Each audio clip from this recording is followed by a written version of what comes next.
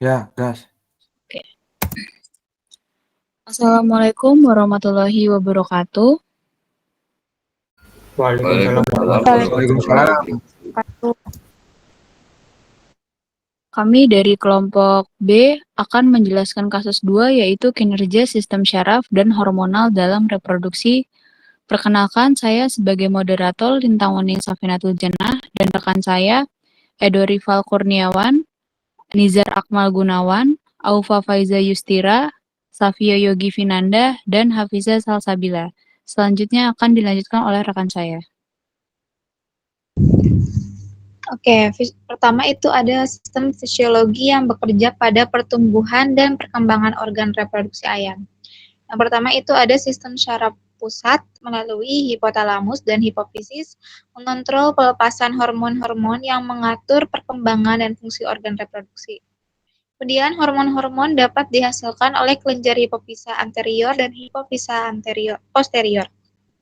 Kelenjar hipofisa anterior menghasilkan 3 hormon, yakni hormon LH, LTH, dan FSH. Hormon LH berfungsi untuk proses ovulasi pada organ betina. Hormon LTH atau prolaktin berfungsi untuk proses pembentukan susu tembolok pada burung dan sifat mengeram. Kemudian FSH berfungsi untuk pembentukan folikel dan steroid, yaitu hormon estrogen dan hormon progesteron.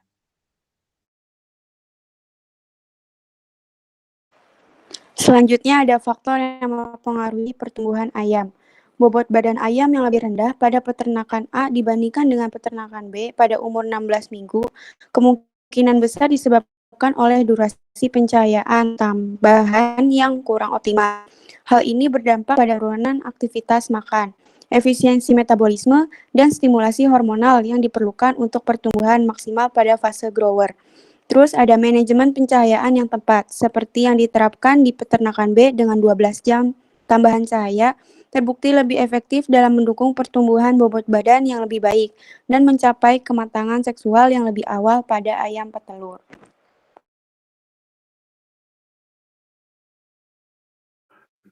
Selanjutnya ada faktor yang mempengaruhi ayam bertelur lebih cepat.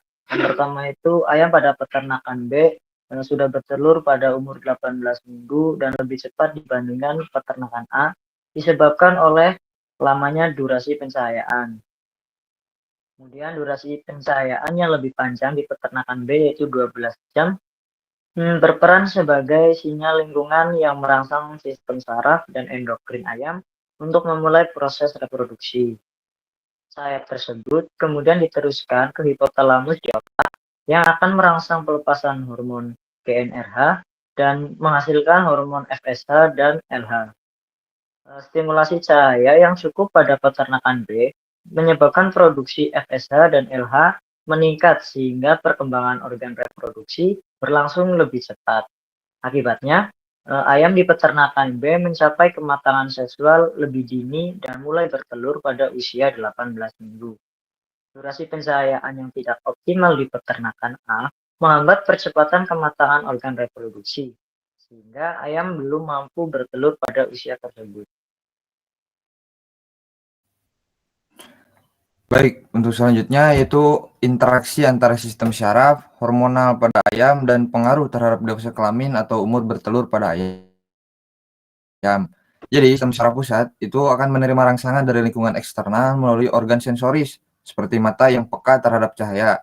Lalu, informasi cahaya ini kemudian akan diolah dan diteruskan ke hipotalamus sebagai penghubung utama antara sistem syaraf dan sistem endokrin yang akan melepaskan hormon gonadotropin.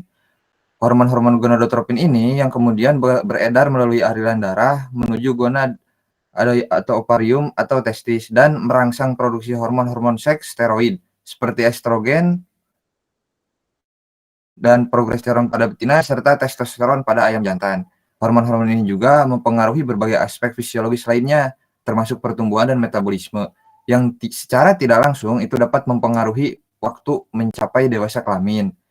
Pemberian cahaya tambahan dengan durasi yang cukup panjang pada ayam grower, seperti yang diterapkan pada peternakan B, itu cenderung menstimulasi pelepasan hormon-hormon gonadotropin lebih awal, sehingga mempercepat perkembangan ovarium dan inisiasi produksi telur. Oke, Selanjutnya ada kesimpulan yang diambil dari kasus 2 ini. Yang pertama, pertumbuhan dan perkembangan organ reproduksi ayam melibatkan interaksi kompleks antara sistem endokrin seperti hormon-hormon GnRH, FSH, LH, estrogen, progesteron maupun testosteron, sistem syaraf yaitu terutama hipotalamus yang merespon rangsangan eksternal dan internal, kemudian sistem kardiovaskular untuk transportasi hormon dan nutrisi, dan sistem pencernaan untuk ketersediaan nutrisi. Kemudian yang kedua, bobot badan ayam yang berbeda dan juga kecepatan ayam telur yang berbeda itu disebabkan karena adanya lamanya durasi stimulasi cahaya. Nah, stimulasi cahaya mempengaruhi pelepasan hormon-hormon reproduksi yang esensial untuk perkembangan organ reproduksi dan dimulainya produksi telur.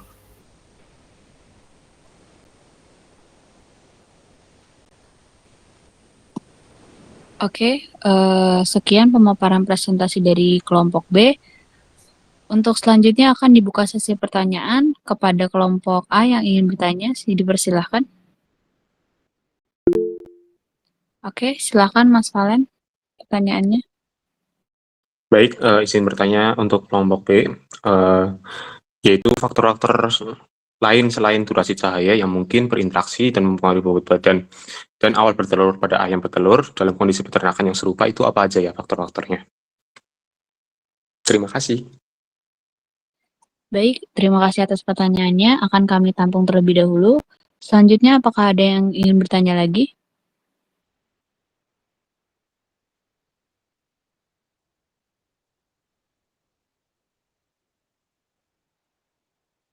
Saya ulangi, apakah ada yang ingin bertanya lagi?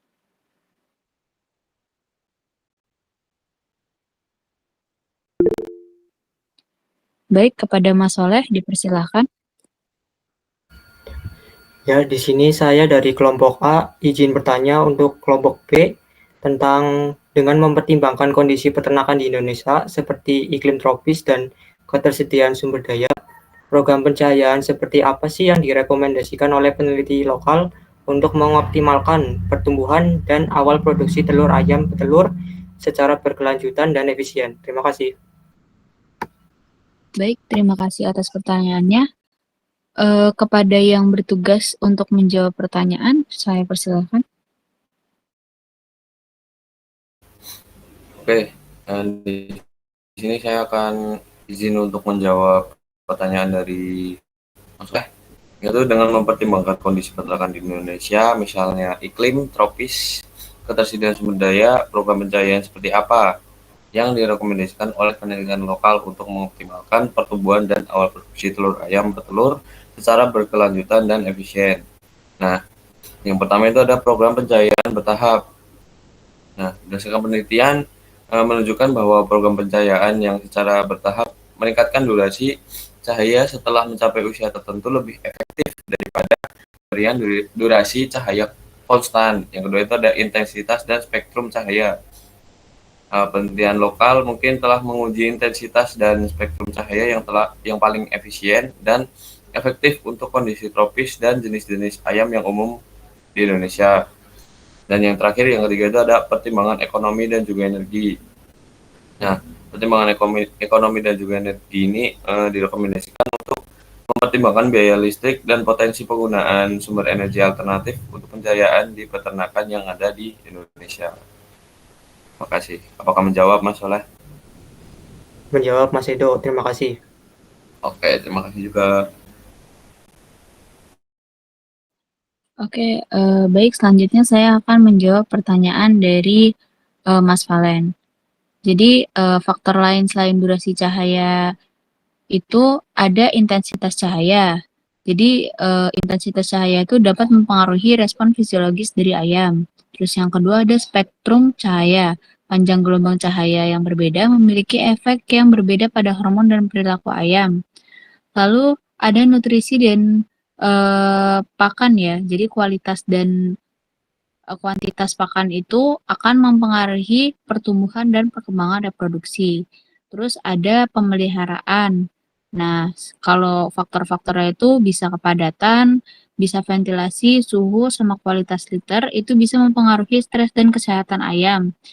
Jadi mempengaruhi respon terhadap cahaya dan performa produksi. Apakah menjawab, Mas Valen? Baik, cukup menjawab Mbak Lintang. Terima kasih. Oke, terima kasih. Baik, untuk sesi tanya jawabnya saya cukupkan. Terima kasih untuk kepada kelompok A yang sudah menyimak presentasi dari kelompok kami. Kurang lebihnya mohon maaf. Wassalamualaikum warahmatullahi wabarakatuh. Waalaikumsalam. Terima kasih. Waalaikumsalam. Terima kasih.